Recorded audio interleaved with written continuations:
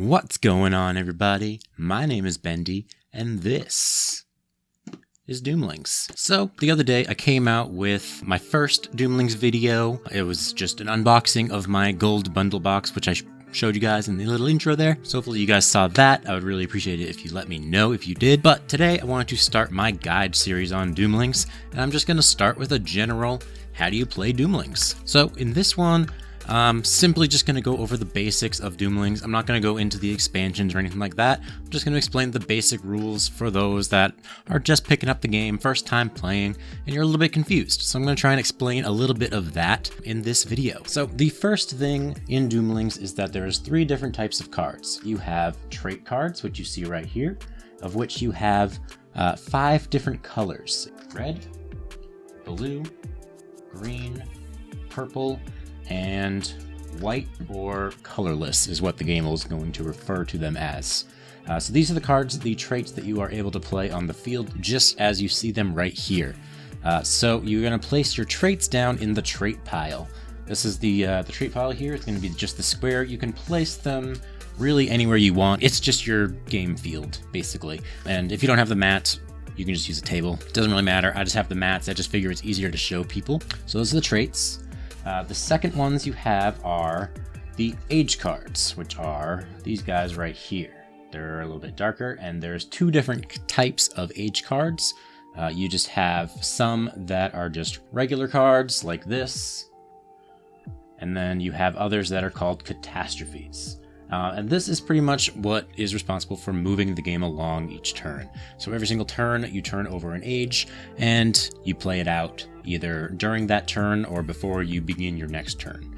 I'm going to get into that in just a little bit, but that's the age cards. And then the third type of card is going to be Gene Pool, which basically all the Gene Pool card does is it just tells you how many cards you're allowed to have in your hand at any given time. It just helps you to keep track of it a little bit better. So the Gene Pool card just goes right here on the mat if you have a mat, or just off to the side somewhere if you don't have a mat. So to begin your Doomlings game, one person, I'm going to call them the dealer. I think the game refers to them as the first player, but I'm just going to refer to it as the dealer because I feel like that makes more sense to people. So to begin, the dealer is going to separate out regular age cards from the catastrophe age cards. So I'm not going to go through the entire deck just for the sake of time. So we got a whole bunch of catastrophes here. Actually, that might already be separated for me. So those are going to be that. So the dealer is going to select 3 of the catastrophe cards at random. So there you go. Place them upside down so that nobody knows what they are. And you're going to do the same thing with the ages, but you're going to select 9 of the ages at random. So I'm going to pick 1, 2, 3, 4, 5, 6, 7, 8, 9. Generally, you want to select them randomly, but I kind of already know what they are just for the sake of helping with my explanations. So after you do that, the rest of these cards can just go off to the side. You're not going to use them for this game. Next, you're going to separate out the regular age cards into 3 piles. And then after you make your 3 piles of 3 cards, you're going to put the catastrophes on top. And then you're just going to shuffle each of them together. You're going to shuffle the 3 piles just like this. And then you're going to put them together into 1 pile. This just kind of randomizes the game a little bit, but these are basically each of your turns in the game. So you're going to place those down in where it says ages on the mat if you have one, or just in the middle of the table. And then you are ready to begin. So once you do that, everybody that is playing draws 5 cards because everyone starts with 5 cards in their gene pool. And then there's various cards throughout the game that either raise or lower the player's gene pool. Basically, everyone starts with 5, and you can go up or down up to a maximum of 8. If you continue to increase it after that, it just doesn't go beyond 8. And then obviously you can go down to as little as 1 card. Obviously, you can't have no cards in your hand. So you can have from 1 to 8 cards, but everybody starts with 5. So now you're ready to begin. So everybody draws 5 cards from the trait deck, and this is your hand. I'll show you guys what my hand looks like. It looks like a bunch of just kind of more basic cards, more or less. And I'm going to go over there. So hi, over here, I'm on the other side of the room now. I'm acting as, you can call me Wendy. How about that? So I'm the other player in this game, basically. So what I'm going to do is I have my 5 cards. I am going first because I am to the left of the dealer. Order of the game is just going to be clockwise, starting with the person to the left of the dealer. So Wendy's going to start, and she's going to play Leaves right here. It is a green card, no action or anything like that. So That is all that she can do. And at this point, Wendy is going to stabilize. Now, stabilizing, all that basically means is that you are going to draw cards from the deck until you are at the number of your gene pool. So we're still at 5 for our gene pool. So Wendy is going to draw a card so that she can be at 5 cards. And at that point, Wendy ends her turn and we go back to Bendy. Now, Bendy has his 5 cards, and what he is going to do is he is going to play one of them, obviously. And the one that Bendy is going to play, and I promise I didn't plan this, just kind of happened, but I just figured it was a good way to show it. But we're going to play the card Binary here. It is a colorless card, or white as I like to call it because it's easier, but the game refers to it as colorless. So what Binary does is it has an action, and you can tell it's an action card by the little action symbol that is right there. And what Binary does is it allows me to steal a trait with a face value of 0 or 1 from an opponent's trait pile. I'm going to steal the card that Wendy played in her first turn. So now I have leaves on my side of the field, and Wendy has no cards in her trait pile anymore. But at this point, I'm going to end my turn. Pause. Real quick, editing Bendy here. There's one thing I forgot to mention. You must play a trait if you are able to every single turn, even if it isn't ideal for you to play a trait. If you cannot do your turn, you are going to discard your entire hand and redraw 3 cards and end your turn without stabilizing at that point. So I end my turn by stabilizing and going back to 5 in my gene pool, which I just realized on that camera is very glary, but you can see it's 5. I'm going to draw a card, and that's going to be the end of my turn. So at this point, since every player has gone in this game, we are going to flip over our first age card. And you see we have Joy here as our first one. So what you're going to do, since this is just a regular age card, is before the turn begins, you're going to do the action that it says on it. And all it says is to draw 1 card or discard 2 cards on it. So in the same order that everybody does their turn in the game, Wendy is going to draw a card, followed by me. Doesn't really matter, honestly, but that's just the way it's supposed to be. But anyways, I'm going to draw a card, and then it's going to be Wendy's turn over there. So Wendy is going to draw her card. So now she is at 6 cards in her hand, which is fine. So Wendy is going to play this card, Heat Vision. It has a score of -1, which isn't that great, but it does have a little effect that says it gets +1 for each red trait in your trait pile, which this is the only one, so it's going to go to a score of 0 for now. But as the game goes on, we might add more red cards to the pile. So that is that. And now, because Wendy had 6 cards in her hand to begin with and is now at 5, I do not stabilize this turn because I'm already at 5 cards. And that's it. So Wendy's turn is over at this point, and we're going to go back to Bendy. So another type of effect card that is in the game is going to be an out-of-turn card. As you can see here in this self-awareness card, it's got a little exclamation point symbol there with some wings. So what that means is you can just play this card out of turn anytime. You don't necessarily have to play it during your turn. If you just feel like screwing over a friend, you can just do it anytime. And the interesting thing about these cards is that it allows you to play basically 2 cards, since it doesn't actually use up your turn. So I could play Self-Awareness into Wendy's trait pile, which I will do right now. I'll grab that when I get back to Wendy. And then I still have my turn to put down my card. So I'm going to play Bark, just a 2-point, no effect card. And that's going to be it for my turn, and we are going to draw the next age. Alright, so we have reached the first catastrophe. This means that the first era of the game is over. So everybody in the game, first off, is going to get -1 gene pool. So everybody goes down to 4 for their gene pool for right now, because nobody's gene pool has changed yet. The next thing is discard 2 cards from your hand at random.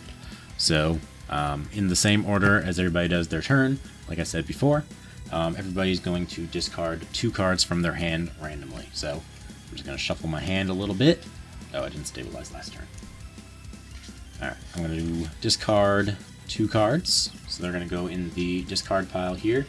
There's a discard spot here. So that is going to be that. And then this third yellow writing here is only if this is the third catastrophe of the game.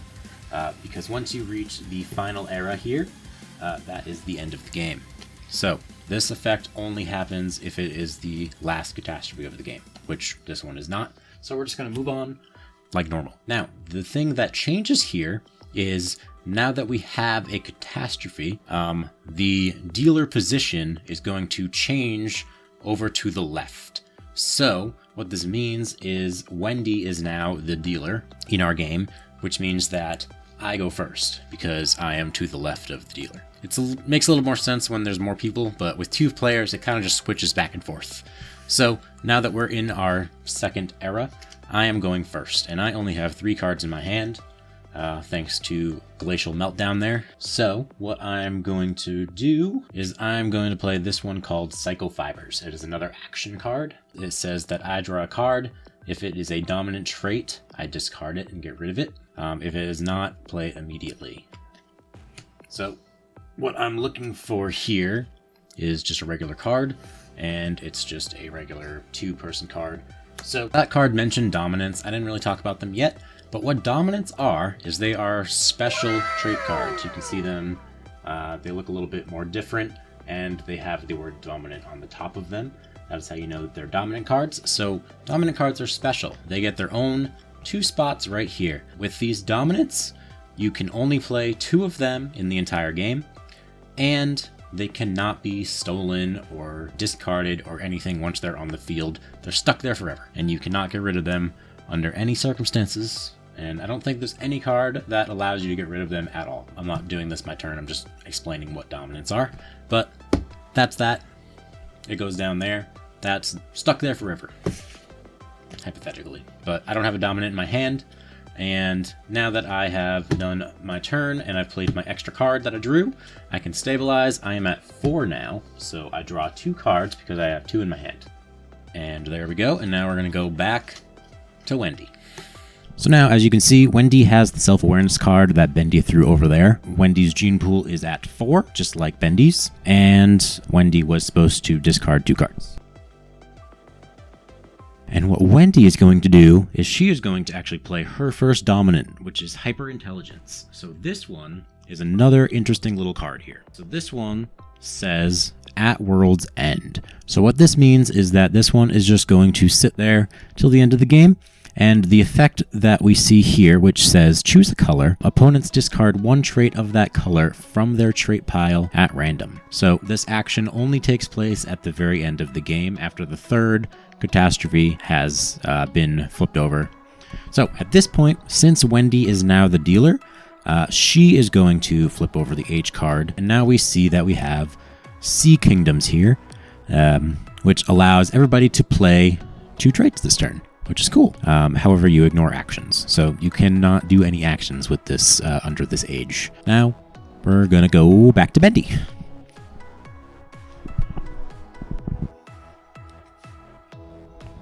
Oh, after Wendy stabilizes. I forgot. Boom. Okay, Wendy stabilized. Now we're going back to Bendy. Under Sea Kingdoms, I'm allowed to play 2 traits.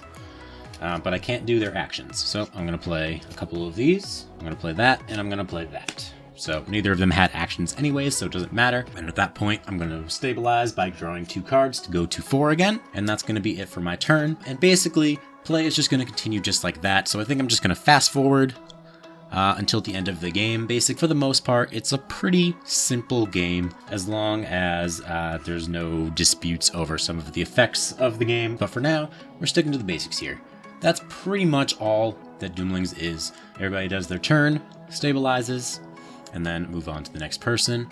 They play their card, do their effects, etc., etc. Remember, you can only have 2 dominants on the field for the entire game. World's End cards, they take effect at the very end of the game, which I'm going to get into once we get to the end of the game. So you're going to see a little fast forward action.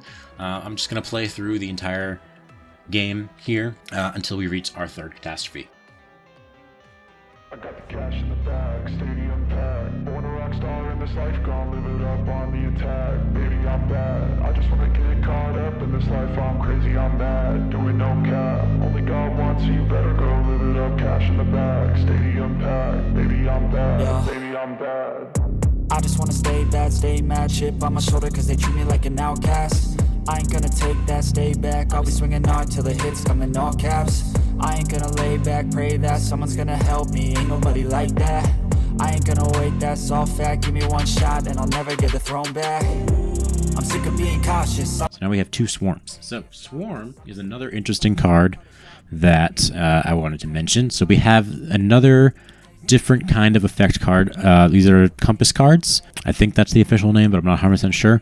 But basically the compass cards have scores that are determined at World's End. So what Swarm does is the value is equal to the number of swarms that are in all trait piles in the entire game. So this includes all players.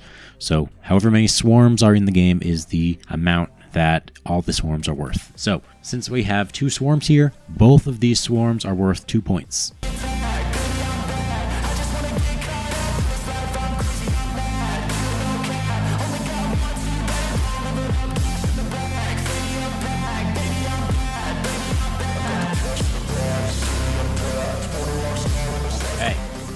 We've reached the last catastrophe. This means that it is now the end of the game.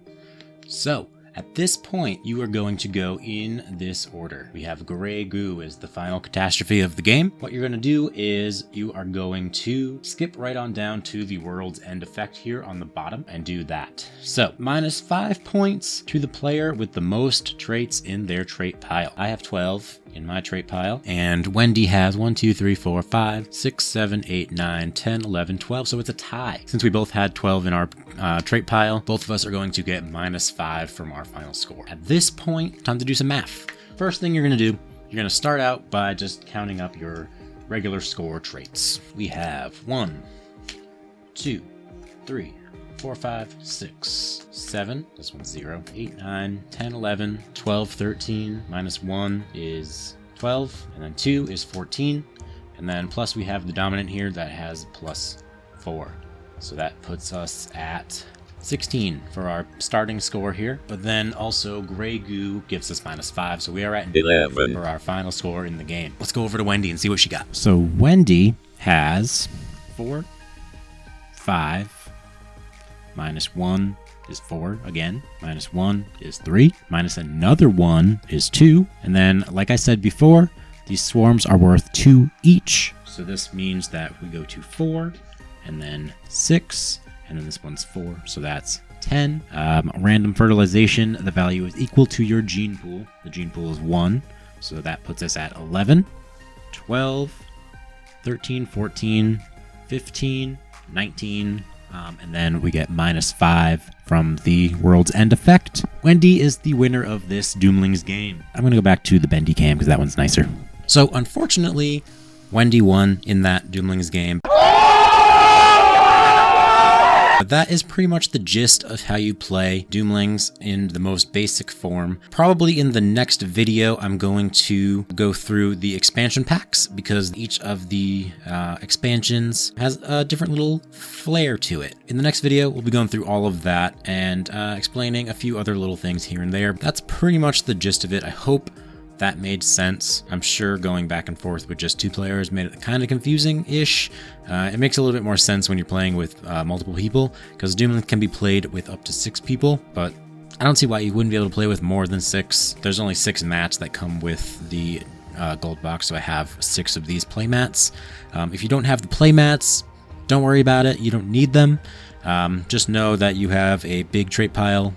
Over to the side, you have the gene pool up there, and then you have 2 dominant piles. That's it. That's all you need to know. There's a lot of traits in the game. There's a lot of fun little action cards. There's tons of little combos and things like that that make Doomlings really fun, and I love this game. I think the little nuances are super fun. It's like a super simple game that gets very complex with some of these actions that get played. And sometimes this math can be really confusing. Luckily, this one was a pretty simple little game here.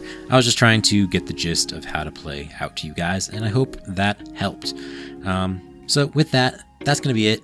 If you enjoyed this video, definitely give me a like, subscribe, comment. I would hugely appreciate it. I hope to see you guys for future Doomlings videos. I can't wait to make these with you. I love this game. I have no friends, which is why I'm playing with myself in this video. But anyways, I'm gonna get out of here, so peace.